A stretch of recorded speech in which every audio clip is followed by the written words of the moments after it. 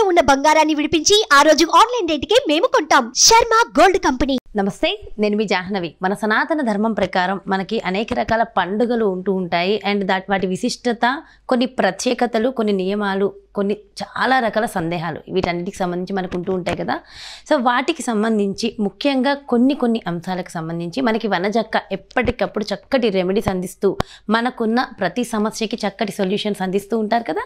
మరి ఏకాదశి పర్వదినం వస్తుంది కాబట్టి ఈ కార్తీక ఏకాదశి నాడు మనం ఆచరించవలసిన రెమెడీస్ ఏంటి, ఆ రోజు అసలు మనం ఏ విధంగా గడపాలి, ఇలాంటి డీటెయిల్స్ అన్ని వనజక్క మాటల్లో తెలుసుకుందాం. నమస్తే వనజక్క. నమస్తే అమ్మ జాహ్నవి. వనజక్క, ఇప్పుడు కార్తీక ఏకాదశి, సో శుక్లపక్షంలో వచ్చే ఏకాదశి. ఈ ఏకాదశిని ఎలా సెలబ్రేట్ చేసుకోవాలి, ఎలాంటి సమస్యలు ఉన్నవారు ఈ ఏకాదశి మీరిచ్చే రెమెడీస్ చేయడం వల్ల సో అన్ని రకాల సమస్యలు తొలగిపోతాయంటారు, మొత్తం డీటెయిల్గా ఎక్స్ప్లెయిన్ చేయి. తప్పకుండా అమ్మ. అయితే ఇది ప్రబోధిని ఏకాదశి అంటారు. విష్ణుమూర్తి నిద్ర లేస్తారు. 4 నెలలు చతుర్మాస దీక్ష అప్పుడు స్టార్ట్ అవుతాయి కదా, జూలై ఆషాఢ మాసంలో స్టార్ట్ అయ్యి ఇప్పుడు ఈ ఏకాదశికి ఆయన నిద్ర నుంచి లేస్తారనమాట. అంటే చాలా స్పెషల్ కదా, ఆయన లేచారంటేనే ఒక పాజిటివ్ ఎనర్జీ, ఒక పాజిటివ్ వైబ్. ఓకే, ఇంకా అంటే ఆయన నిద్రలో ఉన్నా మనం పూజలు చేస్తూ ఉంటాము, ఆయన లేచినప్పుడు ఇంకా మనకి ఇంకా దగ్గరగా ఉన్నారన్న ఒక ఫీలింగ్ ఉంటుంది. సో అందుకని ఈ ఏకాదశికి అంత ప్రత్యేకత అనమాట. ఆయన లేచి లేవగానే ఫస్ట్ తులసి అమ్మవారి దగ్గరికి వస్తారంట, అది కూడా ఒకటి చెప్తారు. అందుకని ఆ రోజు తులసి పూజ ఎక్కువగా చేస్తారన్నమాట ఏకాదశి రోజు. అవును, తులసి పూజ ఎక్కువగా చేస్తారు. అయితే ఇవన్నీ మనం చేసుకుంటూ ఏకాదశికి రెగ్యులర్గా ఒక్కొక్కరికి ఒక్కొక్క పద్ధతి ఉంటుంది అనమాట. అంటే ప్రతి ఒక్కరికి వాళ్ళ యాన్సిస్టర్స్ లేకపోతే వాళ్ళ ఫ్యామిలీలో ఒకటి ఏదైతే పద్ధతి ఉందో ఆ పద్ధతిని మాత్రం ఖచ్చితంగా ఫాలో అవుతూనే ఉండండి. అది చేసిన తర్వాత మీరు చేయాల్సిన చిన్న రెమెడీస్ ఏవైతే ఉన్నాయో ఏకాదశికి ప్రత్యేకంగా ఏంటంటే ఇప్పటి నుంచి అన్ని శుభకార్యాలు కూడా స్టార్ట్ అవుతాయి అని కూడా అంటారు. ఈ ఏకాదశి నుంచి అన్ని శుభకార్యాలు, పెళ్ళిళ్ళు అవన్నీ మళ్ళీ స్టార్ట్ అవుతాయి. మధ్యలో కొన్ని రోజులు ఆగిపోతాయి, తర్వాత సో ఇప్పటి నుంచి మళ్ళీ మొదలవుతాయి అనమాట. మొదలై అన్నీ ఎక్కడ చూసినా మనం చూస్తూ ఉంటాం, మంచి శుభకార్యాలు, గృహప్రవేశాలు, పెళ్ళిళ్ళు అన్నీ అవుతూ ఉంటాయి. సో అవన్నిటికీ ఇంకా స్టార్ట్ అనమాట. సో ఇంకా మంచి అంటే ఇంకా పండగ వాతావరణం ఇంకా వెరీ హ్యాపెనింగ్గా ఉంటుంది ఈ సీజన్ అంతా, అదొకటి. ఓకే, సో ఈ ఏకాదశికి ఏంటంటే మామూలుగా ఏకాదశి వ్రతాలు చేసేవాళ్ళు, ఏకాదశికి ఉపవాసాలు ఉండేవాళ్ళు అట్లా రెగ్యులర్గా మీరు ఏదైతే ఫాలో అవుతున్నారో అది ఫాలో అవ్వండి.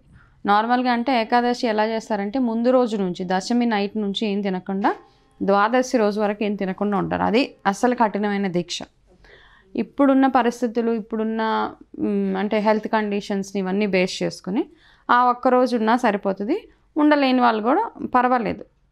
దేవుడికి మనం ఎంత భక్తితోటి ఆయనకి ప్రార్థన చేస్తున్నాం, పూజలు చేస్తున్నాం అనేది చాలా ఇంపార్టెంట్ అక్కడ. అది దాని తర్వాత ఈరోజు చేయాల్సిన మీరు ఏవైతే ప్రొసీజర్ ఉంటుందో ఫస్ట్ అంటే మీ రెగ్యులర్గా ఏదైతే పూజ చేసుకుంటారో అది చేసుకుంటూ ఈరోజు చేయాల్సిన ఫస్ట్ థింగ్ ఏంటంటే ఫస్ట్ మనం స్నానం చేసుకునేటప్పుడు నీళ్ళలో కాస్త పసుపు, ఎవరన్నా కానీ మగవాళ్ళు కానీ ఆడపిల్లలు కానీ కాస్త కొంచెం చిటికడు పసుపు వేసుకొని స్నానం చేయడం. ఆ స్నానానికంటే ముందు ఉసిరికాయను దంచేసి ఆ రసం ఏదైతే ఉంటుందో ఉసిరికాయ రసం దాన్ని కాస్త ఒంటికి మొఖానికి రాసి స్నానం చేసి దంచేసిన పిప్పి ఏదైతే ఉంటుందో అది కూడా వాటర్లో వేసి ఆ వాటర్ తోటి స్నానం చేసుకోవడం. ఇది రెండో పద్ధతి. తలపై నుంచి స్నానం, ఇది 2. ఓకే, 3 ఏంటంటే మీరు స్నానం చేసిన వెంటనే శుభ్రంగా మీరు దేవుడి గదిలోకి వెళ్ళగానే ఒక పసుపు గంధం కలిపిన ఒక మిశ్రమంతో స్వస్తిక్ని దేవుడి గదిలో వేయండి. ఓకే, ఈ స్వస్తిక్ ఏంటంటే పౌర్ణమి తిథి దాకా అలాగే ఉంచాలన్నమాట. ఓకే, అదొకటి. ఇదే స్వస్తిక్ని మీ మెయిన్ ఎంట్రన్స్ దగ్గర కాస్త గంధము కాస్త పసుపు ఈ రెండిట్లో గంగాజలం కానీ రోజ్ వాటర్ కానీ కలిపి స్వస్తిక్, నేను ఎప్పుడు చెప్తాను స్వస్తిక్ వేసినప్పుడు తప్పులు వేయొద్దు, ఫుల్ స్వస్తిక్ వేయాలి. వేసి ఇది ఫస్ట్ ప్రొసీజర్. దాని తర్వాత ఏంటంటే మీరు ఇంట్లో ఎన్నైతే దీపాలు అయితే పెట్టుకుంటారో అండ్ ఏకాదశి రోజు ఖచ్చితంగా ఆవు నెయ్యితోటి మాత్రమే దీపాలు పెట్టుకోవాలి. ఓకే, ఆవు నెయ్యి లేదు మాకు దొరకట్లేదు అన్నప్పుడు నెక్స్ట్ శ్రేష్ఠ ప్యూర్ నువ్వుల నూనె. ఓకే, ఈ రెండింటితోటి మీరు ఎన్ని దీపాలు అయితే పెట్టాలనుకుంటారో చాలామందికి ఒక్కొక్క కౌంట్ ఉంటుంది అనమాట, మన ఇష్టం ప్రకారం. ఓకే, ఇప్పుడు నన్ను చూస్తే నేను ఆల్మోస్ట్ అన్ని గుమ్మాల దగ్గర దీపాలు పెట్టేస్తాను. సో దీపావళి రోజు పెట్టినట్టు కార్తీక మాసం అంతా ఆల్మోస్ట్ అన్ని గుమ్మాల దగ్గర దీపాలు పెడతానే ఉంటాను. సో ఒక్కొక్కరిది ఒక్కొక్క పద్ధతి ఫాలో అవుతూ ఉంటారు కాబట్టి అది అట్లానే ఫాలో అయిపోండి.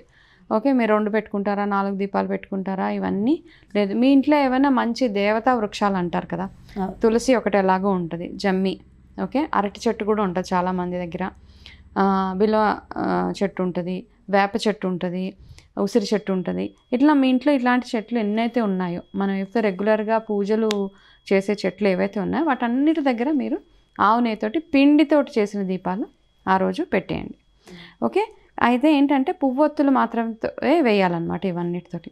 ఇవి కాకుండా మనం ఉసిరికాయ మీద దీపాలు పెడుతూ ఉంటాం కదా, ఆ దీపాలు కూడా ఆ రోజు పెట్టేయడమే. ఓకే, ఇదంతా అయిపోయిన తర్వాత ఏమంటారంటే విష్ణుమూర్తి, కొంతమంది తులసి వివాహం ఏదైతే ఉందో ఏకాదశి రోజు కూడా చేస్తారు, చాలామంది ద్వాదశికి చేస్తారు. అంటే ఉసిరి చెట్టు తులసికి, ఉసిరి చెట్టు విష్ణుమూర్తి స్వరూపం, తులసి అమ్మవారు తులసి, ఈ రెండింటిని పక్క పక్కన పెట్టి పూజ చేస్తారన్నమాట. అయితే విష్ణుమూర్తి ఆయన నిద్ర నుంచి లేవగానే మొట్టమొదటిగా తులసి అమ్మవారి దగ్గరికి వస్తారని చెప్తారు. అందుకని తులసి దళంతో విష్ణుమూర్తికి పూజ చేయడం, ఒక్క తులసి దళానైనా ఆ దేవుడికి అర్పించడం చాలా విశిష్టం.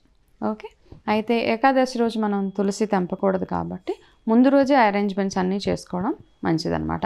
తులసి తెంపి మీరు వాటర్లో వేసి పెట్టుకోవడము, లేకపోతే ఎక్కడో మీకు ఆప్షన్స్ ఉంటాయి, ఫ్రిడ్జ్లో పెట్టుకుంటారా, నీళ్ళల్లోనే ఏమంటాను నేను, ఫ్రిడ్జ్ కంటే కూడా ఒక నీళ్ళు తీసుకొని, గంగా నీళ్ళు తీసుకొని ఆ గంగలో ఈ తులసిని వేసేసి పెట్టేసి తర్వాత రోజు తీసి విష్ణుమూర్తికి ఎక్కువగా సాలగ్రామం పూజలు అవి చేస్తాం. ఇదే రోజు ఏకాదశి రోజు, అవన్నీ ఏకాదశి. ఈ రోజు మీరు దీపదానాలు ఈ రోజు నుంచి మొదలు పెట్టేసుకోవచ్చు. ఏకాదశి, ద్వాదశి, త్రయోదశి, ఆ పౌర్ణమి వరకు చేసుకుంటూనే ఉండొచ్చు అనమాట.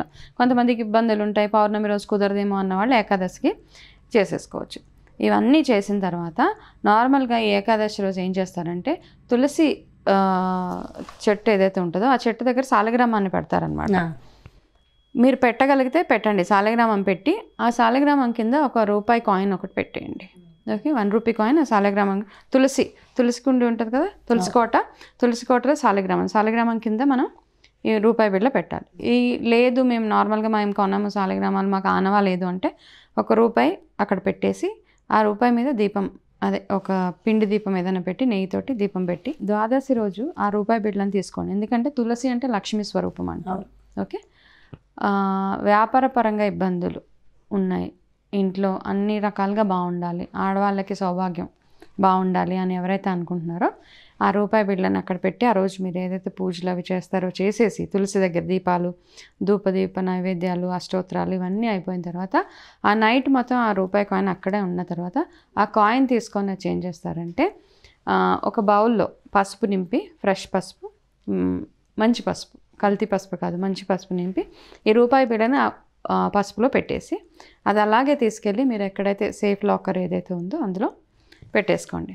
ఆ పసుపు కింద ఒలికిపోతుంది అన్న వాళ్ళు దాని మీద డబ్బా మూత పెట్టేసి కూడా అందులో పెట్టేయచ్చు. పసుపు పాడవదు, మోస్ట్లీ చాలా వరకు పాడవదు, ఒరిజినల్ పసుపు అయితే పాడవదు ఎక్కువ. లేదా కల్తీ ఉందంటే పురుగు పట్టడం అట్లా అవుతుంది, మధ్య మధ్యలో చూసుకుంటూ ఉండండి. అట్లా పురుగు పడుతుంది పసుపు అంటే ఆ పసుపు ఏదైనా చెట్టుకి వేసేసి పసుపు తర్వాత ఏదైనా ఇంకొక ఏకాదశి రోజు అందులో ఫ్రెష్గా పసుపు వేయండి. ఇలా వేసి ఇదొక్కటే మంచిది, అంటే మీ మనసులో ఏదైతే మంచి కోరిక ఉందో అది ఏ కోరికైనా నిస్వార్థంగా, ఓకే, నలుగురికి మంచి అయ్యేది, మీకు బాగుండేలాగా, ఓకే, తప్పుడు కోరికలు కాకుండా ఏదైనా మంచి ఆలోచనలతోటి మంచి, అంటే నిజంగా మనం అంటే ఈ రెమెడీస్ అన్నీ చేసేటప్పుడు ఏంటంటే ఒకటి మనల్ని మనం కంప్లీట్గా భగవంతుడికి సరెండర్ చేసేయాలన్నమాట. ఇంకా నువ్వే శరణం, నీకు మించి నాకు ఇంకేది లేదు అని అట్లా అనే చేయాలి తప్పిస్తే ఏదో చెప్పాం కదా చేయడం కాకుండా అట్లా చేస్తే మాత్రం డెఫినెట్గా ఇంప్రూవ్మెంట్ చూస్తారనమాట. మీరు ఏ కోరికనైతే కోరుతూ ఈ చిన్న రెమెడీ చేస్తారో డెఫినెట్గా ఆ పని అవుతుంది. సో ఈ ఒక్క రెమెడీ చేయండి, మిగతా అయితే చాలా అన్నీ తెలుసు ఏకాదశికి ఏమేమి చేయాలి ప్రొసీజర్ అంతా.